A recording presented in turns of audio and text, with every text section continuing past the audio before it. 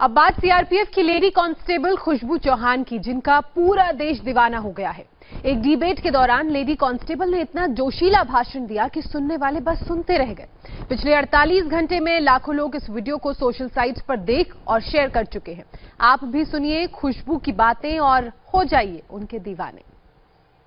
देश मेरा जल रहा है, आग लगी है सीने में, हुक्मरां सब व्यस्त हैं खून गरीब का पीने में, तो राम मंदिर या बाबरी का पक्ष नहीं मैं लाई हूं, घायल भारत चीख रहा है, चीख सुनाने आई हूं। प्यार भी भरपूर गया, मांग का सिंदूर गया, नन्हे नौनिहालों की लंगोटियां चली गई, छोटी छोटी बेटियों की चोटियां चली गई, और आपके लिए तो एक आदमी मरा है साहब, मेरे घर की तो रोटियां ही चली गई। फूल को श्रृंगार दो ये मुमकिन नहीं, और एक वीर को झनकार दो ये मुमकिन नहीं, जो हाथ बांध दे सेना के ऐसे मानवाधिकार का पालन संभव नहीं।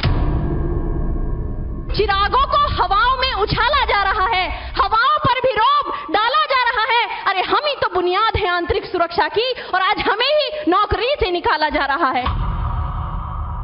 उस घर में घुसकर मारेंगे जिस घर से अब जल निकलेगा, वो कोख नहीं पलने देंगे जिस कोख से अब जल निकलेगा। उठो देश के वीर जवानों, तुम सिंह बनकर दहाड़ दो, और एक तिरंगा झंडा उस कन्हैया के सीने में गाड़ दो। सिर्फ 48 घंटे में इस वीडियो को लाखों लोगों ने देख लिया, हजारों लोगों ने शेयर कर दिया और करोड़ों लोगों ने लाइक कर दिया। सीआरपीएफ की एक कांस्टेबल के जोशीले भाषण ने देश को अपना दीवाना बना दिया है। महोदय, दर्द हद से तब गुजरने लगता है जब मेरी आंखों के सामने ताज, पुलवामा, छत्तीसगढ़ में शहीद हुए जवानों के शत विशत अधजले शरीर के टुकड़े, रेत के टीलों से ऊपर जाती लाशों के ढेर और कश्मीर की खून से सनी लाल रंग की सड़कों के दृश्य सामने आते हैं।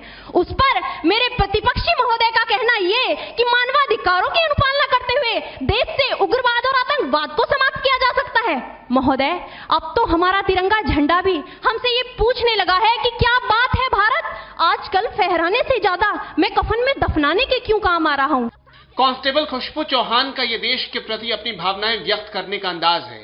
233 बटालियन की कांस्टेबल खुशबू ने जब अपनी बोली से जेएनयू के टुकड़े टुकड़े गैंग पर सीधा प्रहार किया तो पूरे हॉल में तालियां गूंजने लगी। महोदय, जब पुलवामा में 44 जवान शहीद हुए, छत्तीसगढ़ में 76 जवान शहीद हुए, तो कोई भी मानवाधिकार की दुहाई देने वाला हमारे पक्ष में आकर खड़ा नहीं हुआ। परंतु जब जेएनयू विश्वविद्यालय में एक देशद्रोही के द्वारा भारत तेरे टुकड़े होंगे, अफजल हम शर्मिंदा हैं जैसे देशद्रोही नारे लगते हैं, तो सारे मानवाधिकार के ज्ञाता आकर उसके पक्ष में खड़े हो जाते हैं। तभी तो क्या कहा था उस देशद्रोही ने कि तुम एक अफजल को मारोगे, हर घर से अफजल निकलेगा। तो मैं भारत की बेटी अपनी भारतीय सेना की तरफ से आज ये ऐलान करती हूँ कि उस घर में घुसकर मारेंगे जिस घर से अफजल निकलेगा, वो कोख नहीं पलने देंगे जिस कोख से अफजल निकलेगा। उठो देश के वीर जवानों, तुम सिंह बनकर दहाड़ दो, और एक तिरंगा झंडा उस कन्हैया के सीने में गाड़ दो। खुशबू ने अपने भाषण में न्यायिक व्यवस्था से मानवाधिकार तक पर बवाल मचाने वालों को बताया कि आतंकियों और नक्सलियों की मौत में मानवाधिकार मत तलाश कीजिए, शहीद की बूढ़ी माँ, विधवा पत्नी और अनाथ बच्चों का दर्द देखिए। महोदय, हृदय तो उस दिन फट गया जब बूढ़ी माँ अपने बेटे के चिथड़ों को देखकर बोली कि साहब आप तो भर्ती में 1 इंच भी कम नहीं लेते, मैं आधा शरीर कैसे ले लूं। महोदय, आज इन मानवाधिकारों के कारण इन आतंकियों के बंगलों की आकाओं की नाकफनी हंसती है, और शहीद हुए हमारे जवानों के आंगन की तुलसी रोती है। जब एक शहीद हुए जवान की विधवा की वेदना चीख चीख कर ये कहती है कि प्यार भी भरपूर गया, मांग का सिंदूर गया, नन्हे नौनिहालों की लंगोटियां चली गई, छोटी छोटी बेटियों की चोटियां चली गई, और आपके लिए तो एक आदमी मरा है साहब, मेरे घर की तो रोटियां ही चली गई। 27 सितंबर को दिल्ली में इंडो तिब्बत बॉर्डर पुलिस यानी आईटीबीपी ने डिबेट का आयोजन किया था। टॉपिक था मानवाधिकार का पालन करते हुए आतंकवाद से निपटा जा सकता है। कांस्टेबल खुशबू की बारी आई तो उन्होंने टॉपिक के विरोध में बोलना शुरू किया, और जब वो बोलने लगी तो मानवाधिकार की दुहाई देने वाले सोच में पड़ गए। किसी भी युद्ध को जीतने के लिए पहल करना सबसे ज्यादा आवश्यक है, क्योंकि इतिहास गवाह है कि पहल करके बड़े बड़े युद्धों के परिणाम बदल दिए गए हैं। परंतु आज मानवाधिकारों के कारण हमारे देश के जवान इस कदर बंधे हुए हैं कि अपनी ड्यूटी पर खड़े होकर भी वो आज पहल करने से डरते हैं, क्योंकि महोदय भविष्य में उन्हें कटघरे में खड़े होने का डर